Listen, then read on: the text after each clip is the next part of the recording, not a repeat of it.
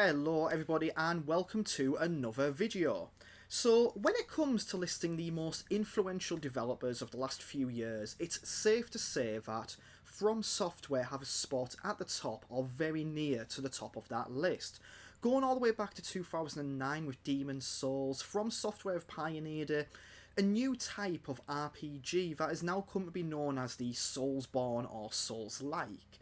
Now, various elements make up a Souls-like. They tend to be challenging but rewarding. You've got this aspect of environmental storytelling, the dark fantasy settings, the soul currency that you use to level yourself up and lose upon death. You've got the whole kind of bonfire mechanics which recharge and reset everything and allow you to level up. Now this is really a genre that's exploded over the last generation or so. Many developers have created games in a similar style, the likes of Lords of the Fallen, Code Vein, Star Wars Jedi Survivor and the fantastic Lies of P from last year. And of course, this is accompanied by From Software's own games in that style, many of which are critically and commercially acclaimed. Titles like Dark Souls 1 through 3, Bloodborne, Sekiro, and the more recent Elden Ring. Now, with From Software recently announcing the Shadow of the Erd Tree expansion for Elden Ring and seeing the huge amount of hype around it, it made me think about From Software's origins and what came before Demon's Souls. I had always heard that Demon's Souls was the spiritual successor to a series called Kingsfield, so I was intrigued. What was Kingsfield? How did it play and how does it hold up today? So this video is a quick look at Kingsfield. Released in December of 1994, Kingsfield was one of the earliest titles available for the Sony PlayStation on its launch in Japan. It was also the first game to be developed by From Software. They had formed back in the late 80s, primarily as a developer of business software, but there was interest in the team for games development, and with the announcement of the PlayStation, they decided to make a pitch to Sony, and thus Kingsfield was born. It is a first-person 3D RPG. Gameplay-wise, it's influenced by a series called Wizardry, which were hugely influential and successful RPGs in their own right back in the day, and the From Software team were huge fans of that. Now, the game itself was a huge success in Japan, but the first entry actually never made it to Western shores. Perhaps confusingly, they would go on to make Kingsfield 2. That would be released in the West as Kingsfield. They made a sequel to that, Kingsfield 3, which would be released in the West as Kingsfield 2. But we never got the original Kingsfield. And it's that original version which is the one that I'm going to be checking out in this video. This is the original Japanese-only Kingsfield, but with an English translation patch applied. Kingsfield takes place in the land of Verdite. There was once this hero called the Dragon. He defeated the evil plaguing the land, and then he buggered off. Over time, monasteries sprung up dedicated to the dragon, but of course, evil started to plague the land once more, and folks relied on this prophecy that one day the dragon would return from his long trip to the shops to beat the evil. And this is where our story begins. We are Jean Alfred Forrester, the royal heir, and we've come to the monastery to find our father, who led some soldiers down into the catacombs beneath the graveyard. My first thought on booting up the game, obviously it looks incredibly primitive compared to what we have now and what would actually come later on in the PlayStation's life cycle, but almost immediately on getting into the game and hearing this kind of low atmospheric soundtrack, seeing the limited field of view and the total isolation, I really did get that little pang of dread that I get whenever I start a Souls game. So first of all, I take a little bit of time to get used to the controls. They're about as awkward as you'd expect for a game of this era. We are talking very early 3D, we're talking one of the first PlayStation games. They had not really figured out first-person control schemes at this point. There obviously were attempts made to sort of have something logical, and it kind of works. You move and turn with the D-pad, L1 and R1 have you strafe either side. Triangle is attack, use square for magic, X brings up a pause menu, and circle acts as an examine/talk button. When I'm used to the controls, I try to figure out where to go. The game doesn't really give you much to go off of, which I expected, so I decide I'm just going to explore. So I explore for a little bit, eventually I come across a shop.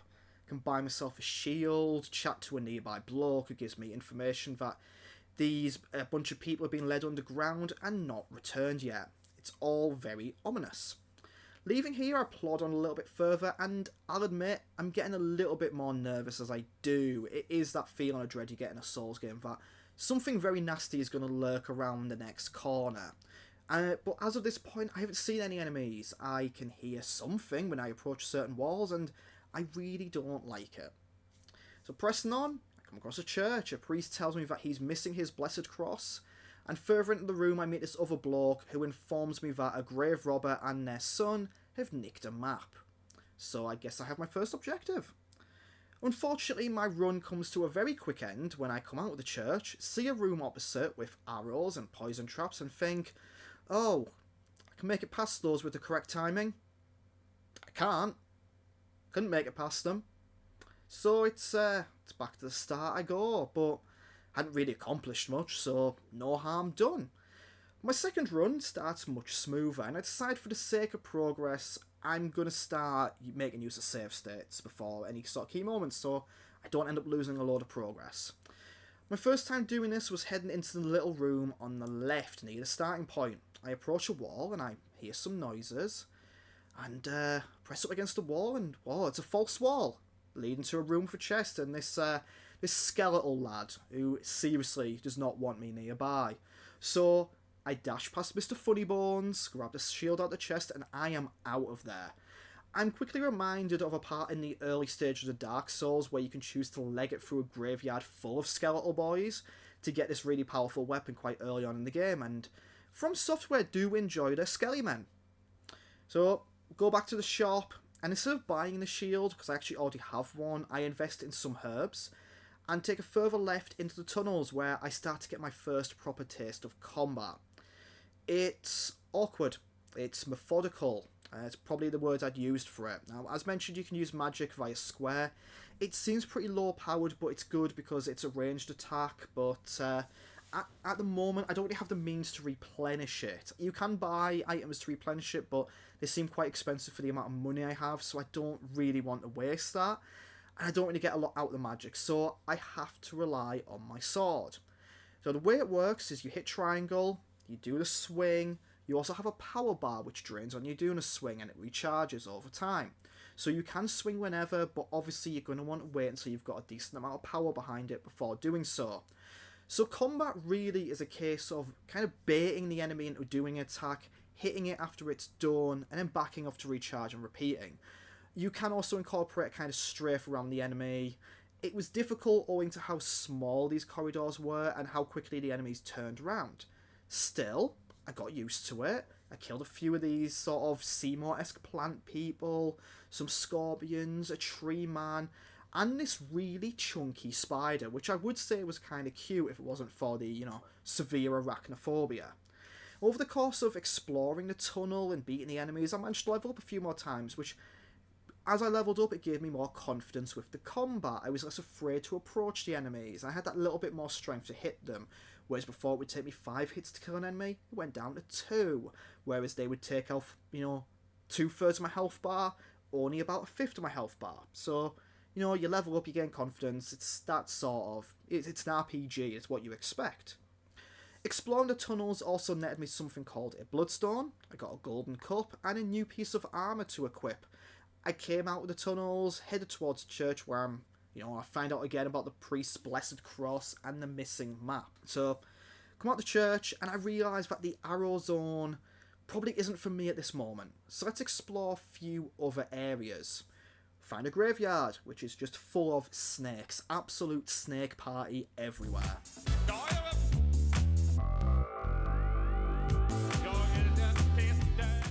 Once we conquer Snake Town, we go into another series of tunnels, and eventually meet the grave robber. He's had a bit of a row with his kid, the kid's buggered off with the map, but it hasn't stopped the grave robber from continuing to rob these graves. So we're going back into the tunnels, I get a bit lost, fight more enemies along the way, I level up some more, gain more confidence, about 12 scorpions and cheeky plant demons later, enter a new room and a new enemy. It's a mummy. You don't see many mummies cutting about in video games these days, do you? Now he's a beefy lad, but we take him down, for a turn on a corner, and we bump into Murray the skeleton. He's got a sword and a shield, so you know it's serious. He's a tough bugger, but we do get there before bumping into another mummy. This mummy is defeated as well, and we find the dead body of the grave robber's lad. We loot the map from his body, we save at the cross. I should probably mention that the save points of these crosses dotted about. And I kind of feel that this is starting to get to a good point to end the session. I've been playing for a couple of hours at this point, got a good taste of the combat, so we go back to an area that I found called the Dragon Temple. We place this golden cup on the platform in there, and something happens, you can hear it. We go back to the shop, and I find this restoration fountain, which is now being restored. I can now replenish my HP and MP, so I think that is a good place to leave things, and kind of bring this video to a bit of a close. So a couple of hours played, some progress made, what are my thoughts on it? I did really enjoy my brief time with Kingsfield, and by the end of it I was left wanting to play more and eventually see this game through to the end. I was also left with a feeling that I had barely scratched the surface. You know, I played for 2 or so hours, I was still on the first floor, I still had the starting weapon, I still only had 1 spell, I hadn't equipped a full set of armour, I'd only encountered about 3 to 4 enemies, so it felt like there was so much more to do. I was left with a good impression, but I just thought, you know, what are the other levels going to be like? What are the other enemies? What boss encounters are going to be there? What magic can I have? What weapons can I have? I really wanted to dig into this more. So, very, very good first impression. The game certainly has its fair share of jank and awkwardness, but I always go into these older games prepared for that. And given the fact that it's 30 years old, coming up to 30 years old, what am I going to expect from an early first-person RPG on the PlayStation? Now, the other question to answer is, did I see much of the Monday from software in the game? Was I able to see that Souls-like DNA in there that would go on to shape their Mon titles? I feel like saying yes might be a little bit of confirmation bias, because I'm going into it kind of wanting to see that, and having all their modern stuff in mind. Now, the game is punishing in places. It definitely forced you to be deliberate and methodical, but that might just be restrictions at the time and their influences. It had a claustrophobic atmosphere, it had degrees of environmental storytelling, it had traps that would royally do you in. But again, the influences, in fact it's an RPG, those are things that I expect to be there regardless. At the same time, these are elements that From Software would use again and again and iterate on and become masters of. But at the end of it, all that really matters is that I enjoyed my time with it. I liked the atmosphere of it. I enjoyed learning how to play it. And I keep saying, I'm keen to play more and see the rest of what it has to offer. Is it a game I'd recommend to others? Absolutely.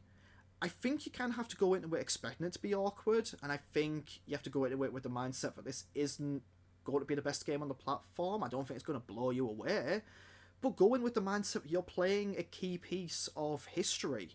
This is the first game in From Software's library, a company that 10 to 15 years after this would make a title that would influence so many other games and developers. And to me, it's always really cool to see where these things began. I will absolutely be playing more of it, and I'm going to be giving the sequels a go, and I strongly urge all of you to check it out too if you can. With that said, thank you so much for taking the time to check this video out. Let me know your thoughts below. I'd love to hear your thoughts on Souls-like genre, on the Kingsfield games, if you ever played them, if you ever grew up with them. Don't forget to give the video a like and a subscribe to the channel for more retro gaming stuff. Once again, thank you so much for watching, and I'll see you again in a future video. Goodbye.